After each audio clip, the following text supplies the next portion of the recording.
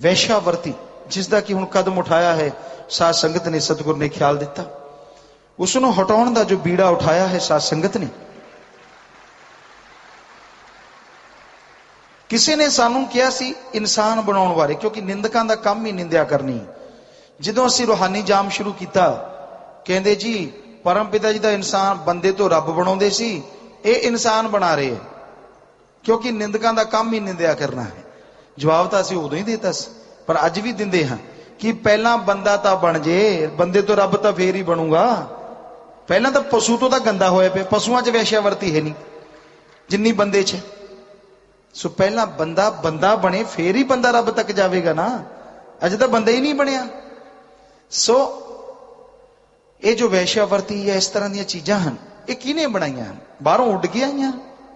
समाज के उन्होंने लोगों ने जिहड़े सफेद पोश नजर आउंदे आ, घरां च बड़े चंगे लगते आ, पैसा कमाउंदे आ, 2 नंबर का धंधा करते आ, और उन्हों का काम है कितों छोटी छोटियां लड़कियां नूं मजबूर माँ बाप यह जे लाणत माँ प्यो ते क्यों जम्मे जवाक जो अपन बेटियां नूं अपने हथीं बेचते हैं।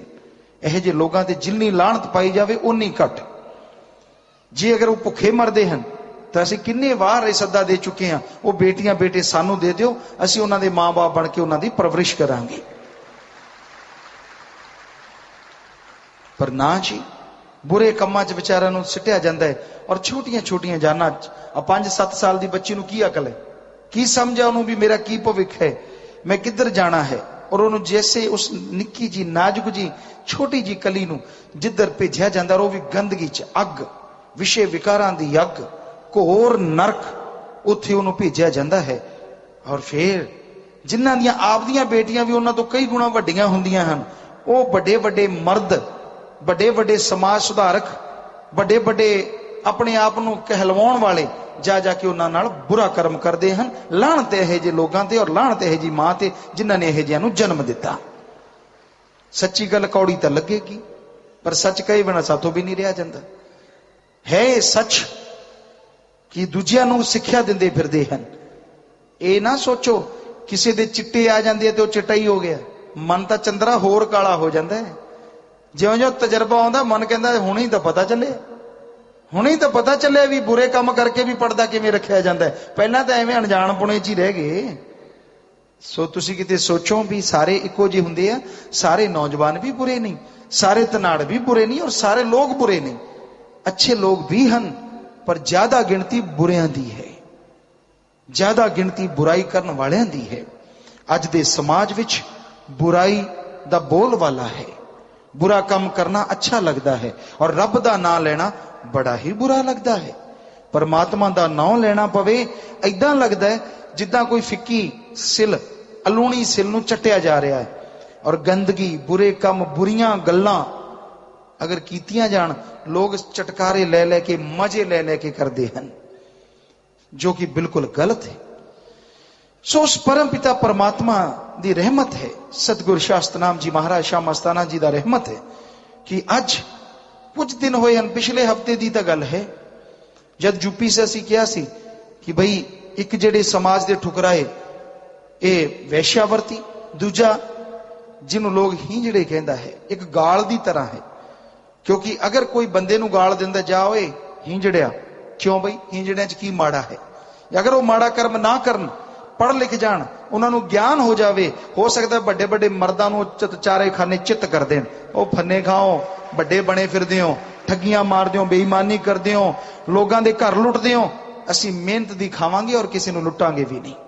हो सकता है आने वाले समय तुहानूं इदां दे दृश्य देखण नूं मिलण, और मर्दां नूं अपनी मर्दानगी ते शर्म आवे कि असीं मर्द बने फिरदे हैं, और जिन्हां नूं हिंजड़ा दे के गाल दिंदे आ, वो सानूं समझा रहा है, वो साडे समाज नूं सुधार रहा है। सो एक बहुत वड्डी गल हो भी सकती है, क्योंकि बहुत पुरातन समय उन्होंने आशीर्वाद भी मिलिया होया है इस तरह का, इतिहासकार जानते हैं। सो कहने का भाव, साध संगत नूं यह हफ्ता ही नहीं होया कि असीं इस तरह का विचार रखिया कि बेटा इदां दिल करता है कि ये 2 लोगों का सुधार होना जरूरी है, वैश्यावर्ती और जो हिंजड़ा परिवार है। क्योंकि सब मालिक की औलाद है, साडी तो सारे औलाद हैं, फकीरां दी सब कोई औलाद हुंदा है, बेटे बेटियां हुंदे हैं, जो उस मालिक की औलाद हैं, जो इस धरती ते पैदा हो गया वो मालिक दी औलाद है, तो फकीर दी भी औलाद हुंदी है, क्योंकि फकीर मालिक दा प्यारा हुंदा है, मालिक नाल प्यार करने वाला हुंदा है। तो समाज जिहदे नां ते गाली दित्ती जावे या जिहदे नां तो देख के नक पौंसे कोड़िया जावे, क्यों ना उन्होंने अच्छा रुतबा दिता जावे, क्यों ना उन्होंने ज्ञान दिता जावे, और वो ज्ञानवान बन के लोगों को समझाउण, लोगों को सिक्ख्या देण, ताकि लोग शर्म दे मारे मिंटां च सिख जाण और इस धरती ते प्यार मुहब्बत की गंगा जल्दी बहन लग जावे। सो एक हफ्ता होया होना है, असीं यही किया कि कोई भी नौजवान बच्चा वो इत्थे आके क्या यूपी नहीं चर्चा हुई इस गल दी, शायद जितों तक साडा ख्याल है कि असीं ये नहीं किया भी बोलो भी किहड़े बच्चे, इत्थे आके असीं बोलिया, और उन्हां दिनां नूं शायद बुधवार की गल है या वीरवार की, ख्याल नहीं। सो उन्हां 3-4 दिनों च अज नौजवान बच्चों की गिनती लगभग 75 तक तो लिखत च पहुंच गई है, जो शादियां करवाना चाहते हैं, जिहड़ी समाज की ठुकराई लड़की है उस दे नाल। और सारी साध संगत इसलिए तैयार हो गई कि जो भी वैश्यावर्ती या कोई हिंजड़ा परिवार की जरूरत है, असीं वध चढ़ के उन्हां दी मदद करांगे, उन्हां दा साथ देवांगे, जो अपने आप च बेमिसाल है। अज तक इन्हां दोनों नूं किसी ने नहीं पूछया, किसी ने सुनिया नहीं। सो ये साईं दी रहमत है, उस मुर्शिदे कामिल दी दया में रहमत है कि अज सारी साध संगत इस दे लई तैयार है। सो पंजाब दी संगत शायद अज ज्यादा आई है। सो तुहानूं भी पुछना चाहांगे कि तुसीं वैश्यावर्ती और हिंजड़ा परिवार नूं सुधारन लई, और जो वैश्या नूं सुधार के उन्होंने बीमारां दा इलाज करवाउणा, HIV जो बहुत गंदी बीमारी एड्स हुंदी है उहदा इलाज करवाउणा, और जो थोड़ी मोटी बीमार है उन्होंने ठीक करके उहदी शादी करवाउणा, और जो छोटियां छोटियां बच्चियां नूं जबरदस्ती धक्किया गया है इस धंधे च, उन्होंने छुड़वा के लियाउणा और उन्हां दीयां शादियां करवाउणियां। कि तुसीं इह भले कम्मां विच तुसीं भी साध संगत दे नाल हथ मिला के हथ खड़ा करके वायदा करोगे कि हाँ जी असीं भी बढ़ चढ़ के साथ देवांगे जी। बहुत ही खुशी की गल है, मालिक लखां दी संगत है और मालिक तुहाडी झोलियां दया में रहमत नाल भरे, तुहानूं खुशियां बख्शे। सो सारे हथ नीचे कर लो, मालिक दया में रहमत नाल नवाजे। बहुत वड्डी गल है, सारी संगत ने हथ खड़ा करके साथ दिता। और जिहड़े नौजवान चाहुंदे और जिन्हां दे परिवार मनण तां कहना ही की है, और ये भी कहा गया है, मान लो कोई नौजवान किसी ऐसी वैश्या नाल शादी करवाउंदा है और परिवार वाले कहंदे असीं तैनूं घरे नहीं रखदे, समाज वाले भी कहंदे जी ये तां कलंक है, असीं तां भांडा टाल देंगे।